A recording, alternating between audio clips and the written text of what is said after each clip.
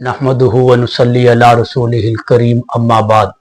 हमारे एक दोस्त फैसल गुल साहब ये सवाल कर रहे हैं कि अगर माँ नमाज पढ़ने के वक़्त मना करे कि फ़लाँ सौदा ला दो, फ़लाँ काम कर दो, उसके बाद नमाज पढ़ना, तो अब मेरे लिए क्या हुक्म होगा। देखिए, नमाज अल्लाह का हुक्म है। जब नमाज का वक़्त आ जाए तो हदीस पाक में भी है कि नमाज पढ़ने में जल्दी करनी चाहिए।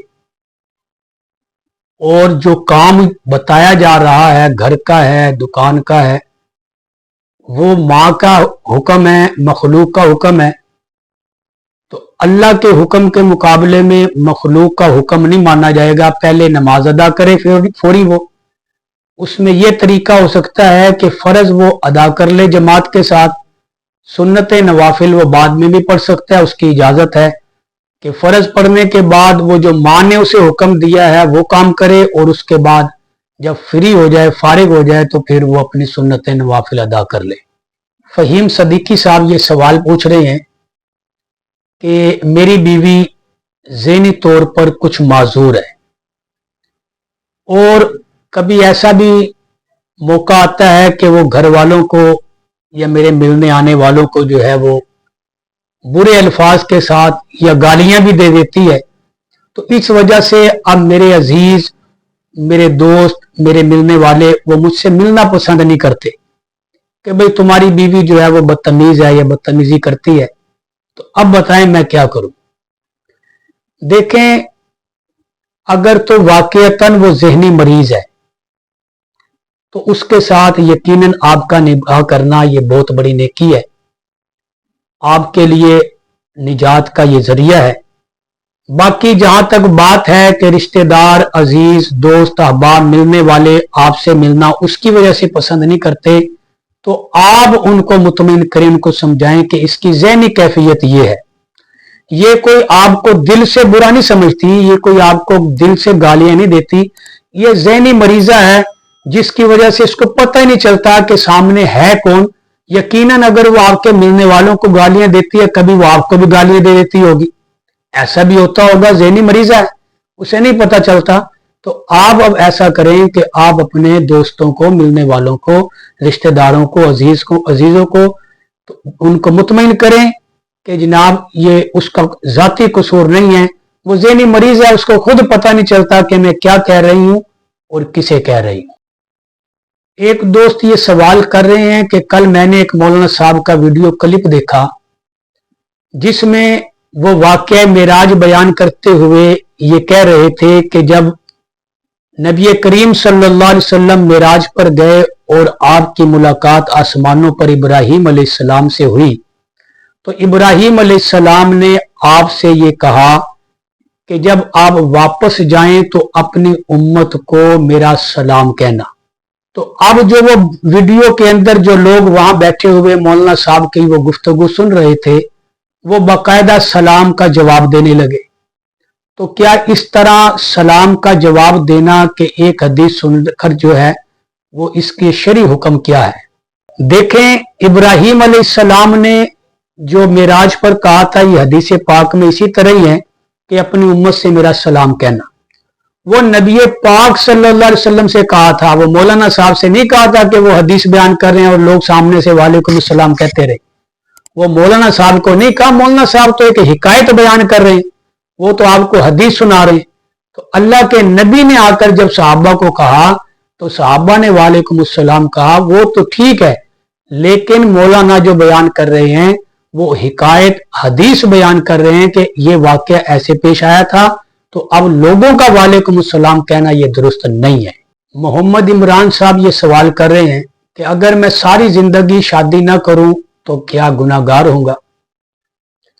जी, यकीनन आजकल किसी का इस्लाह बातिन इस कदर बुलंदी पर नहीं है कि वो बगैर निकाह के अपने आप को हर तरह की गिलाजत से, बुराई से, मुआशरती गंदगी से बचा सके। दिल के अंदर गलत ख्यालात तो हर सूरत पैदा होते ही होते हैं। कोई शेख जुनैद बगदादी इस दौर में कोई भी नहीं है, तो इसलिए अगर कोई ये समझता है कि मैं सारी जिंदगी निकाह ना करूं तो मैं गुनाहगार नहीं हूं, यकीनन वो गुनाहगार है।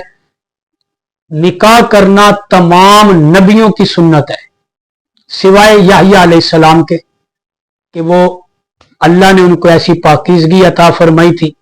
तो इसलिए इस सुन्नत को अदा करें ताकि ईमान भी कामिल हो और नेकियों का जो है वो सवाब भी दुगना हो जाए, कि हुकूकुल्लाह भी निकाह के बाद आदमी अदा करता है, हुकूकुल इबाद भी अदा करता है, तो सवाब जो है वो बढ़ जाया करता है। इसलिए निकाह करना चाहिए। मोहम्मद उमर साहब ये सवाल कर रहे हैं कि अगर किसी से कोई तोहफा मिलता है, कोई हदिया दे देता है, अब ये मालूम नहीं कि उसकी कमाई हलाल की है या हराम की है, तो अब उस तोहफे के मुतालिक क्या हुक्म है, कबूल किया जाए या ना किया जाए।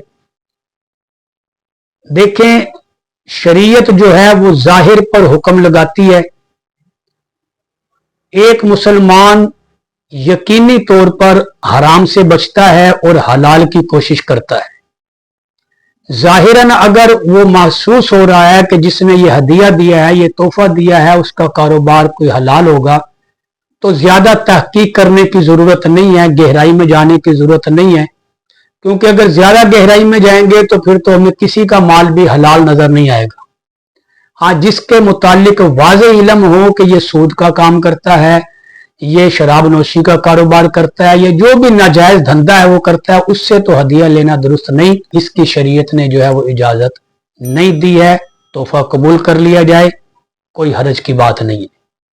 हमारी एक बहन ये सवाल कर रही है कि मेरी शादी को 1 साल और 3 माह हो चुके हैं, लेकिन मेरी सास मेरे खामिंद को अलग सुलाती है, मुझे अलग सुलाती है। तो अब मुझे बताएं कि मेरे लिए क्या हुक्म है और मेरी सास का ऐसा करना जो है वो दुरुस्त है। जी बिल्कुल गलत है ये सास का ये अंदाज कि वो अपने बेटे को अलग सुलाए, अपनी बहू को अलग सुलाए। क्यों कि ज़ौजैन का आपस के अंदर एक जगह इकट्ठे सोना ये सुन्नत भी है, अल्लाह का हुक्म भी है। और अगर सास ऐसा करती है वो गुनाहगार है, वो हक तलफी कर रही है आपकी, और किसी की हक तलफी करना ये जुल्म है, और जुल्म अल्लाह को किसी सूरत भी पसंद नहीं है। इसलिए आपके लिए हुक्म यह है कि आप किसी बड़े से कहकर, अपनी वालदा से या कोई बड़ी समझदार खातून है उससे कहकर अपनी सास से बात करवाएं, वो समझाएं उन्हें और दीन के मुतालिक उनको ये मसला बताएं कि ये जायज नहीं है, आप गुनाह कर रही हैं, जुल्म कर रही हैं, इसलिए अपने ऊपर जो है वो गुनाहों का बोझ ना बढ़ाए। मोहम्मद दानिश ये सवाल कर रहे हैं कि क्या बेटा बाप के माल को बगैर इजाजत इस्तेमाल कर सकता है? जी बिल्कुल नहीं, बाप के माल को इजाजत लेके इस्तेमाल करना है, वो बाप की मलकियत है, इसकी मलकियत नहीं है। हाँ, बाप बेटे के माल को बगैर इजाजत इस्तेमाल कर सकता है, क्योंकि बाप ने उसकी तरबियत की, बचपन में उसके सारे अखराजात बर्दाश्त किए, उसको जवान किया। और हदीस पाक में भी है एक ऐसा वाकया कि आपने फरमाया अंता व मालू का ली अबी का, तू भी और तेरा माल भी तेरे बाप का है। लेकिन बेटे के लिए ये हुक्म है कि अगर थोड़ा बहुत माल है जिसको कोई नुकसान नहीं कहा जाता, कोई 100, 50, 200, 300, 500 तक के, तो वो तो बाप भी बर्दाश्त कर जाता है औलाद के लिए। लेकिन अगर बेटा कहे कि मैं हजारों में और लाखों में बाल का माल जो है वो बगैर पूछे खर्च कर दूं, तो इसकी शरीयत ने इजाजत नहीं दी। असल मालिक माल का बाप है, और बाप के माल का वारिस बेटा तब बनेगा जब बाप दुनिया में नहीं रहेगा। असल साहब ये सवाल कर रहे हैं कि मेरे वालिद मोहतरम का इंतकाल हो चुका है, तो अब मेरे ऊपर अपने वालिद के लिए क्या हक है कि मैं उनके लिए क्या कर सकता हूं। देखें, सबसे पहली बात तो यह है कि अगर वालिद दुनिया से चला जाए या वालदा चली जाए, वालदैन चले जाएं दुनिया से, तो कुरान ने यह कहा है कि उनके लिए दुआ की जाए, रब्बिरहमहुमा कमा रब्बयानी सगीरा, कि अल्लाह जैसे बचपन में मुझ पे रहम करते रहे तो उस तरह अब वो तेरे पास आ गए हैं तो उन पर रहम फरमा। तो पहला हक ये है कि वालिदैन के लिए दुआए मगफिरत की जाए, दुआए रहमत की जाए कि अल्लाह उन पर रहमत भी फरमाए, अल्लाह उनकी मगफिरत भी करे। और एक हदीस पाक में यह है कि आप सल्लल्लाहु अलैहि वसल्लम ने फरमाया कि वालिद दुनिया से चला जाए उस वालिद के जितने ताल्लुक वाले थे, जितने दोस्त अहबाब थे, बेटे के लिए ये हक है कि अपने बाप के दोस्तों से, ताल्लुक वालों से अच्छा सलूक करे कि ये मेरे बाप के पास आते थे, बैठते थे, इनका मेरे वालिद से ताल्लुक था, तो इस निस्बत की वजह से कि मैं इनसे सलूक अच्छा करूंगा तो मेरा बाप जो है वो खुश होगा। तो दूसरा हक ये है कि अपने बाप के मिलने जुलने वालों के साथ वो अच्छा सलूक करे। तो इसी तरह वो जितना भी अपने बाप के लिए, तीसरा हक ये है कि इसाले सवाब करे, जितना कर सकता है पढ़ के बख्शे, तिलावत करके बख्शे, नेकियां नफली इबादत करके वालिद को बख्शे। अगर कोई वो दावत कराना चाहता है, वो दावत करके सवाब अपने वालिद को बख्शे। और सबसे बेहतरीन इसाले सवाब का तरीका यह है कि अपने वालिद की कज़ा नमाजों का हिसाब लगाए और उन नमाजों की का जो है वो फिदिया अदा करे, ताकि वालिद के जिम्मे से वो नमाजें जो हैं वो खत्म हों जो उनके जिम्मे थी।